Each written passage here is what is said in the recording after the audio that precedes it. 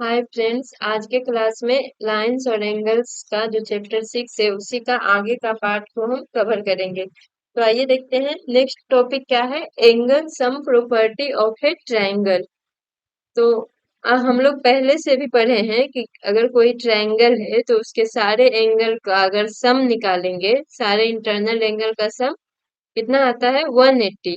तो वही थ्योरम, उसको एक थ्योरम के रूप में लिया गया है। थ्योरम 6.7 जो है वो क्या कह रहा है कि the sum of angles of a triangle is 120। तो एक ट्रायंगल है पी क्यू आर, इसके सारा एंगल का सम जब आना चाहिए तो वो कितना के इक्वल आना चाहिए 180 के। अब हम इसी चीज को, ये जो थ्योरम है इसका हम प्रूफ देखेंगे कि ये एंगल का, ट्रायंगल का एंगल का सम 180 आता है कि नहीं। तो सबसे पहले तो इसमें देखिए ट्रायंगल कौन सा है, पी क्यू आर 6.34 में जो दिया गया है ट्रायंगल पी क्यू आर, इसका एंगल कौन कौन सा हो गया। तो एक one angle, angle two, angle three, three side है तो थ्री एंगल बनेगा। हमेशा जितना साइड होता है उतना एंगल बनता है। जैसे स्क्वायर है तो उसमें फोर साइड होता है तो फोर एंगल बनता है। तो यहाँ पे ट्रायंगल है तो ट्रायंगल में जो इंटीरियर एंगल बनेगा वो थ्री है। तो इसमें प्रूव क्या करना है, एंगल 1 + 2 + 3 इक्वल टू 180, मतलब तीनों का सम 180 के इक्वल आना चाहिए। एक हम लाइन ड्रॉ, इसको प्रूव करने के लिए सबसे पहले अगले फिगर में एक हम लाइन ड्रॉ किए हैं एक्स वाई, और एक्स वाई को कहाँ से ड्रॉ किए हैं, पी पॉइंट से।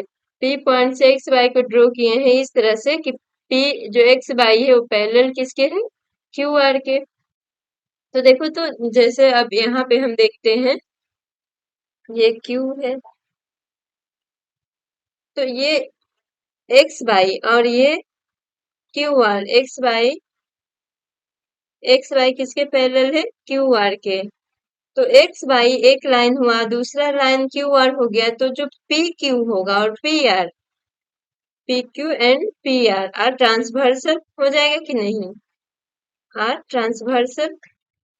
दो लाइन को जो क्रॉस करता है, अगर कोई दो लाइन को तीसरा लाइन क्रॉस कर रहा है, दोनों को कहीं एक पॉइंट पे कट कर रहा है तो उसको हम लोग ट्रांसवर्सल बोलते हैं। तो जैसे देखो, तो पी क्यू क्या हो गया, एक्स और वाई दोनों पैरेलल लाइन है तो ये दोनों को क्रॉस कर रहा है तो ये भी ट्रांसवर्सल हो जाएगा। उसी तरह से पी आर भी ट्रांसवर्सल हो जाएगा। तो P Q and P are transversal. तो देखो, अगर दो पैरेलल लाइन रहता है तो ट्रांसवर्सल लाइन, तीसरा ट्रांसवर्सल लाइन क्रॉस करता है तो एंगल टू इक्वल टू कितना आ जाएगा। देखो तो ये दोनों का, ये इधर बन रहा है, अभी पी क्यू को, ट्रांसवर्सल लाइन पी क्यू को अगर ले रहे हैं तो angle four equal to angle two नहीं होगा, angle four equal to angle two हो जाएगा। क्यों होगा, अल्टरनेट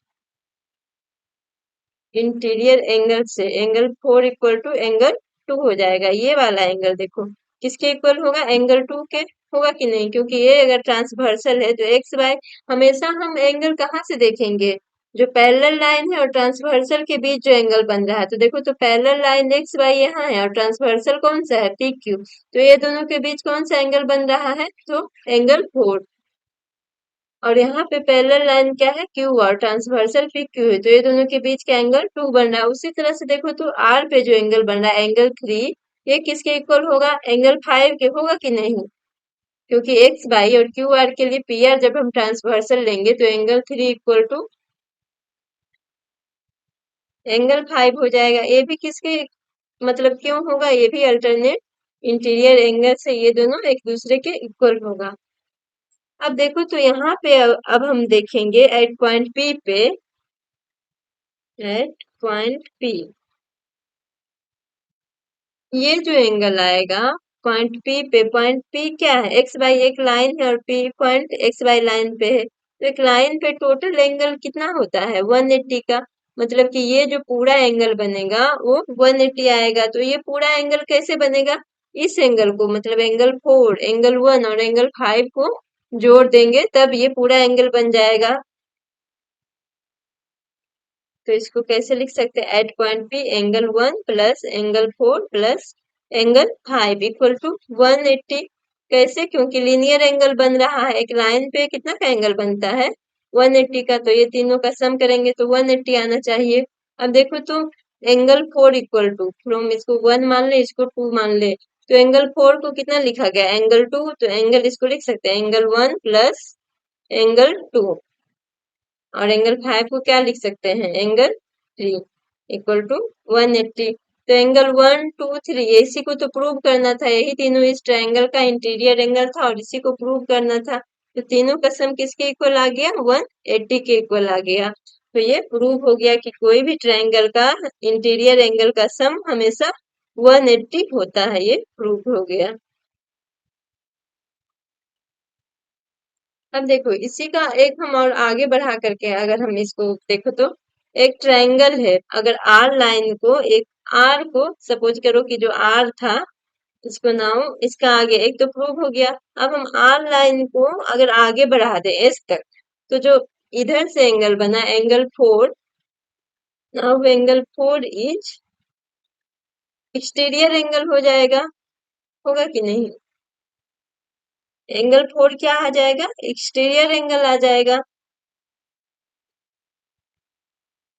तो angle 4 is exterior angle of triangle P Q are. ये ट्रायंगल पी क्यू आर का इन फिगर 6.36 में ये एक्सटीरियर एंगल है जो एंगल 4 है।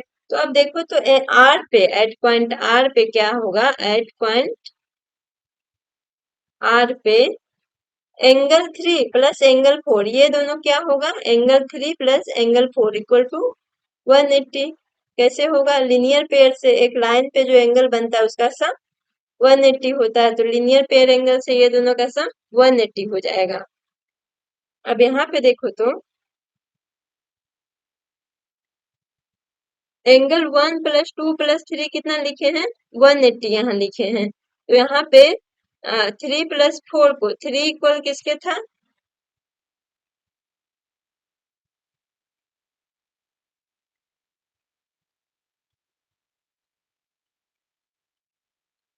और एंगल 3 + 4 180, और अगर एंगल 1 + 2 + 3 करें यहाँ पे angle 1 + 2 plus angle 3 equal to 180 आएगा कि नहीं। अब इसको इक्वेशन 3 मान लेते हैं और इसको इक्वेशन 4।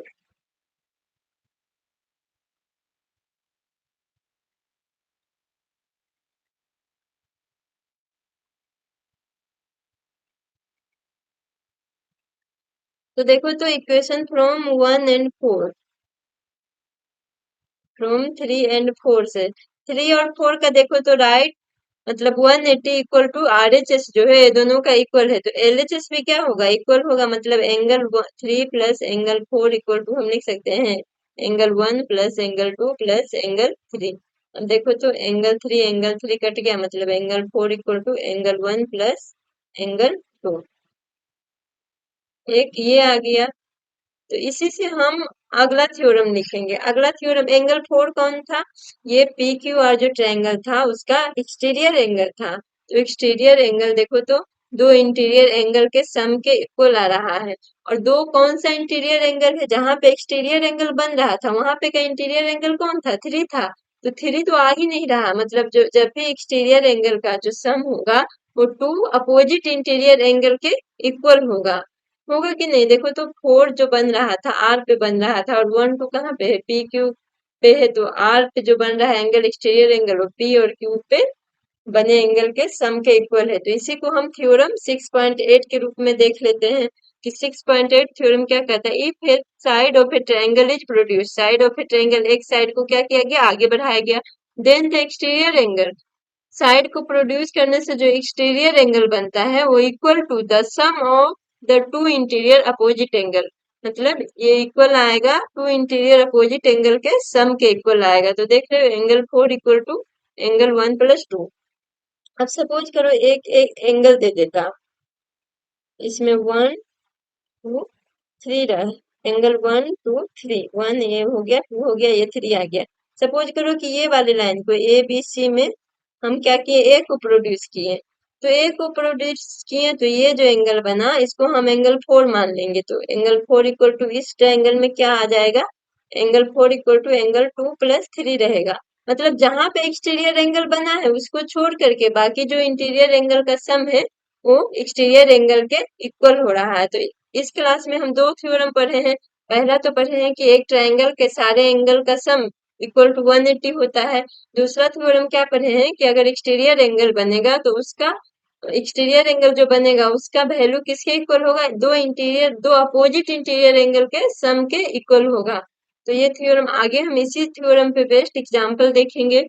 पहला एग्जांपल देखते हैं जो कि एग्जांपल 7 एनसीईआरटी के बुक का है।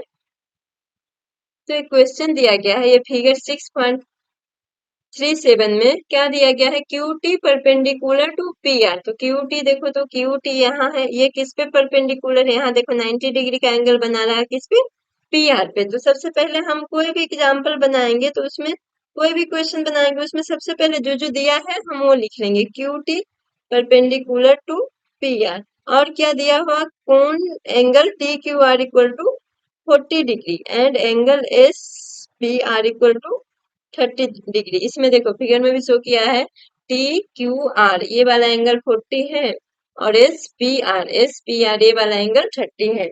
तो निकालना क्या है, X and Y equal to X और वाई का वैल्यू निकालना है।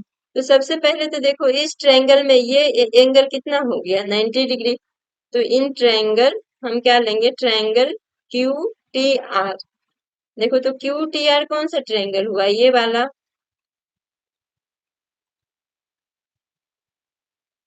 ये वाला। तो क्यू टी आर में इस ट्रायंगल का इंटरनल एंगल कौन सा है, एक तो 90 हो गया, दूसरा 40 हो गया, तीसरा एक्स हो गया। मतलब इसमें लिख सकते हैं 90 प्लस 40 प्लस एक्स, तीनों का सम किसके इक्वल होगा, 180 के। तो अब ये कितना आ जाएगा, 130 प्लस एक्स इक्वल टू 180। अब एक्स इक्वल टू कितना आ जाएगा, 180 माइनस 130, मतलब एक्स का वैल्यू 50 आ गया। जब एक्स निकल गया तो अब निकालना क्या है, बाई। बाई का वैल्यू कैसे निकलेगा, तो बाई का वैल्यू देखो, तो अगर इस ट्रायंगल में देखो,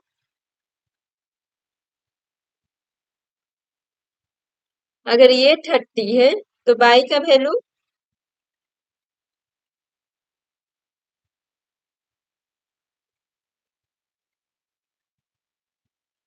यहाँ पे बाई का वैल्यू, बाई अब देखो ये ट्रायंगल के लिए बाई क्या हो जाएगा, by is exterior angle, angle for triangle P S R के लिए। अब ये वाला ट्रायंगल देखो, तो पी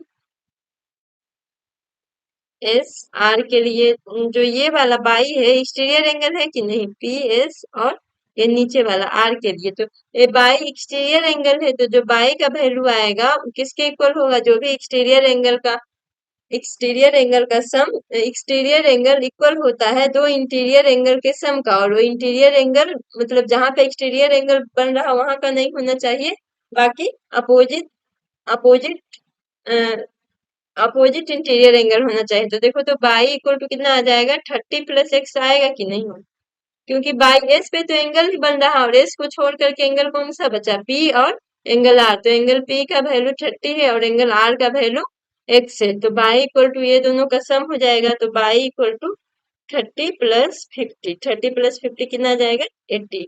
तो एक्स और बाई दोनों का वैल्यू आ गया, एक का 50 दूसरे का 80। अब हम नेक्स्ट एग्जाम्पल देखते हैं, एग्जाम्पल 8। इसमें देखो तो एक फिगर दिया हुआ, the side A B and A C of triangle A B C are produced. मतलब एक ट्रायंगल दिया हुआ है ए बी सी, ए बी सी का जो ट्रायंगल है ये वाला ट्रायंगल ए बी सी, इसका साइड को क्या किया है, इसको हम अलग से बना लेते हैं। ए बी सी एक ट्रायंगल दिया है, इसका ए बी और ए सी को, तो ए बी ये वाला साइड हुआ तो इसको कह रहा बढ़ाया गया, ए सी को भी बढ़ाया गया है। और कहाँ तक बढ़ाया गया है, तो ई पॉइंट तक। तो सपोज करो यहाँ ई है और यहाँ पे डी है, ए बी को ई पॉइंट तक और ए सी को डी पॉइंट तक बढ़ाया गया है।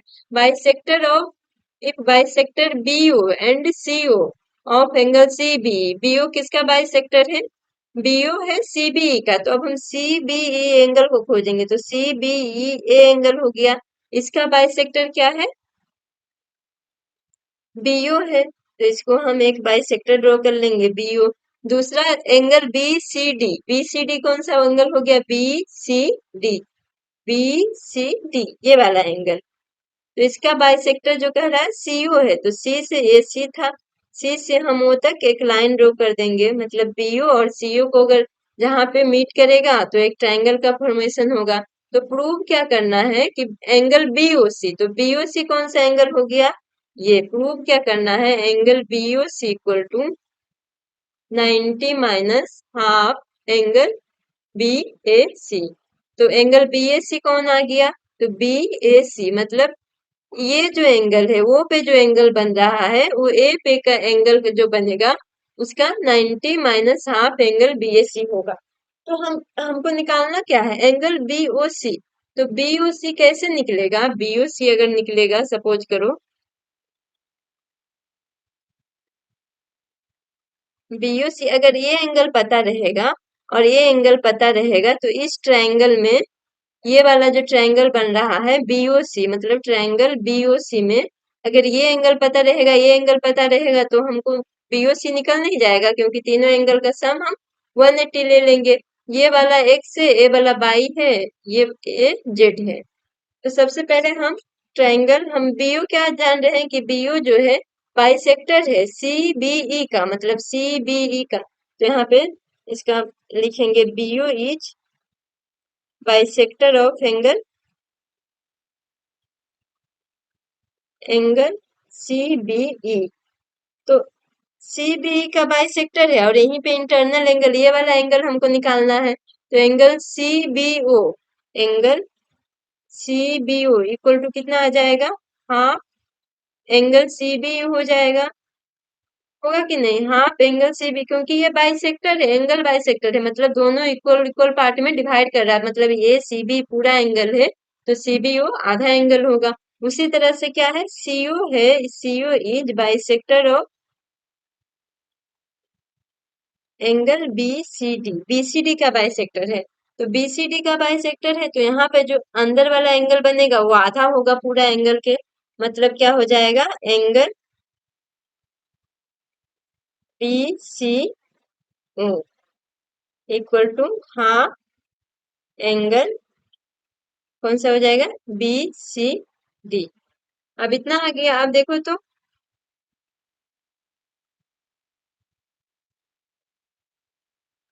दो एंगल पता चल गया, इस ट्रायंगल में ये एंगल पता चल गया, तो अब इसको लिखेंगे इन ट्रायंगल कौन सा, बी ओ सी में। बी ओ सी में एक एंगल क्या था, C B O, angle C B O. दूसरा एंगल क्या था, बी ओ सी, ये वाला angle, angle B O C. देखो तो एक था सी बी ओ मतलब ये वाला एंगल सी बी ओ, ये वाला एंगल बी ओ सी, ये वाला एंगल, और प्लस एक ये angle, angle B C O equal to कितना आ जाएगा, 180। कैसे, एंगल सम से सम कितना आना चाहिए, 180 के इक्वल आना चाहिए। तो सी बी ओ को क्या लिखे, half angle C B E, और बीओसी को क्या, बीओसी तो कुछ नहीं है, बीओसी ही निकालना है। बीओसी प्लस बीसीओ को क्या लिखे, half angle B C D equal to 180। तो अब हम इसको लिख सकते हैं, एंगल बी ओ सी बराबर 180 minus half angle C B E plus, यहाँ पे सॉरी ये माइनस सी बी ई, ये दोनों जाएगा तो इधर माइनस आ जाएगा, minus angle B C D equal to हम लिख सकते हैं 180 माइनस हाफ को कॉमन ले ले तो angle C B E minus angle sorry plus angle B C D. तो ये सी बी ई एंगल, अब देखो तो इसको, इस लाइन को क्या किया गया है, आगे तक बढ़ाया गया है। तो बाई प्लस सी बी कितना होगा, यहाँ से देखो तो y plus angle C B equal to 180 आएगा कि नहीं, at point P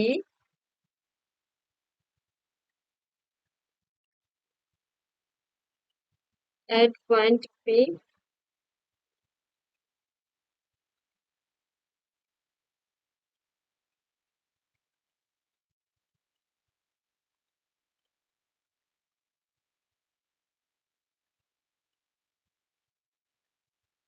y plus angle C B equal to 180।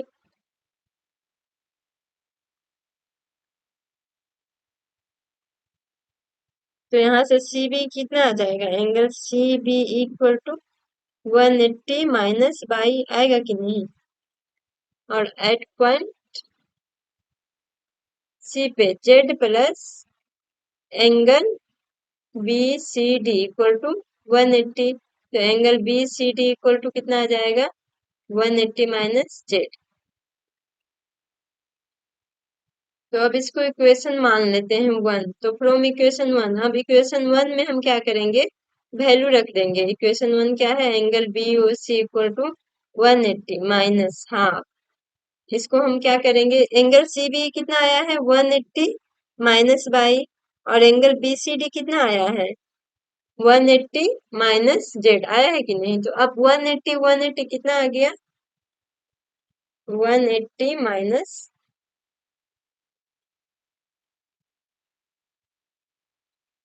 इसको करें तो ये कितना आएगा -90। इसको 1/2 से डिवाइड कर देते हैं, माइनस माइनस प्लस y/2 -90, और माइनस माइनस प्लस z/2 आ रहा है कि नहीं। तो देखो तो ये कितना आ गया, 180 माइनस 90 माइनस 90 कितना आ जाएगा, 180 प्लस y/2 प्लस z/2। अब angle B O C equal to कितना आ गया, ये तो कट गया, y/2 मतलब हाफ y प्लस जेड आ गया ये। अब प्रूव क्या करना था, एंगल बी ओ सी बराबर 90 minus half B A C. B A सी कौन सा है, ये वाला एंगल। तो ट्रायंगल एबीसी में देखेंगे, इन ट्रायंगल एबीसी, एबीसी में तीनों एंगल का नाम कौन सा है, B A C, A B C और A C B. Angle B A C plus angle A B C plus angle A C B equal to 180 आ रहा है। तो बी ए सी कितना दिया हुआ था x, angle A B C y दिया हुआ था, ए सी बी जेड दिया हुआ था, ये कितना आ रहा है 180 आ रहा है कि नहीं। तो यहाँ से बाई प्लस जेड का वैल्यू कितना आ जाएगा, 180 माइनस एक्स को प्रूव करना है, उसमें एंगल बी ए सी ही लाना, तो हम इसको लिख सकते हैं 180 minus angle B A C. तो अब इक्वेशन 2 में इसका वैल्यू रख देंगे बाई प्लस जेड का। तो अब यहाँ पे क्या लिखेंगे, from equation 2 angle B O C बराबर हाफ बाई प्लस जेड का वैल्यू कितना आ गया, 180 minus angle B A C. तो 1/2 इसको अंदर ले जाएंगे तो ये 90 minus half angle B A C, यही प्रूव करना था एंगल बी ओ सी। तो ये प्रूव हो गया, यहाँ पे लिखेंगे प्रूव।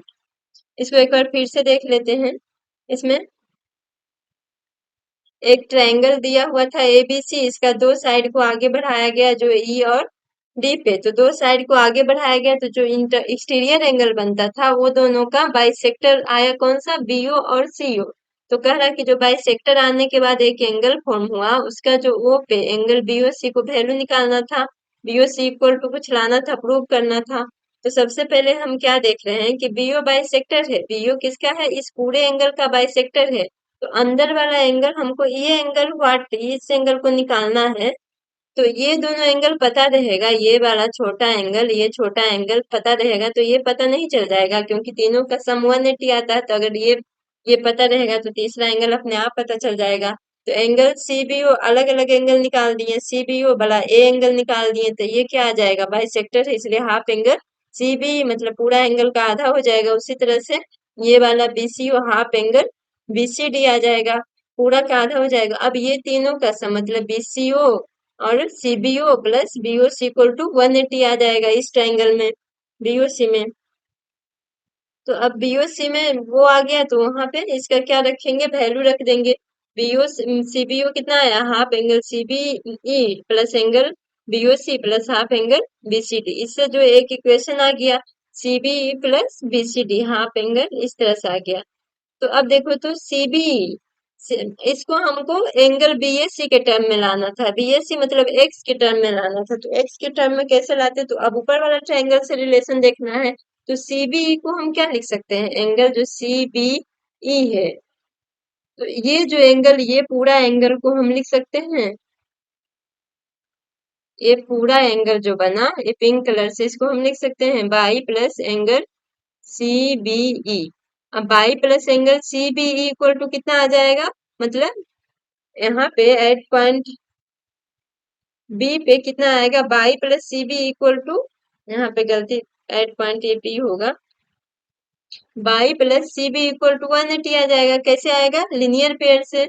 और सी पे भी कितना आ जाएगा, जेड प्लस, उसी तरह से सी पे ये जो पूरा एंगल बनेगा ये कितना होगा, z plus angle B C D होगा कि नहीं, मतलब ये जेड और ये पूरा एंगल बी सी डी, तो z plus B C D equal to 180 आ गया। तो इससे सी बी और बी सी डी का दोनों का वैल्यू आ गया 180 माइनस वाई और 180 माइनस जेड। अब उसी को इक्वेशन में, पहला इक्वेशन में फ्रॉम इक्वेशन 1 में हम इसका वैल्यू पुट कर दिए, तो एंगल बी ओ सी बराबर 180 माइनस हाफ, और वहां पे जहां सी बी ई और बी सी डी था दोनों का वैल्यू पुट कर दिए, और उसके बाद इसको कैलकुलेट किए, तो एंगल बी ओ सी बराबर हाफ बाई प्लस जेड।